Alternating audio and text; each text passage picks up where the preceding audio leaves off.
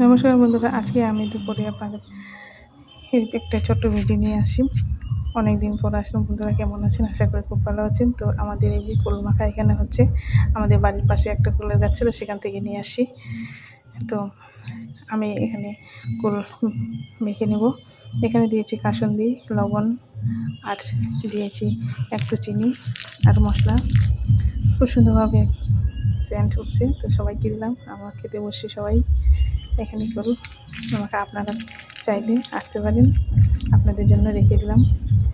তো আমি খাওয়া দাওয়ার পর চলে আসলাম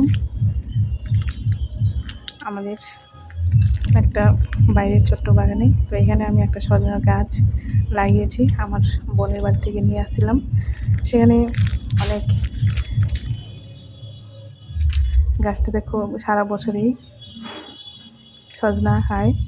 তো সেই জন্য আমি নিয়ে আসছি। আমাদের বাড়ি হবে কি না জানি না। তো আমাদের আগে অনেক গাছ ছিল, এখন একটাও গাছ নেই, কেটে দিয়েছি।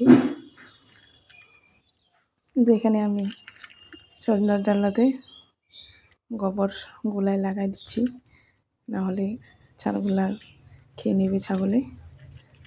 সেই জন্য সম্পূর্ণ গাছটাতে লাগাই দিলাম।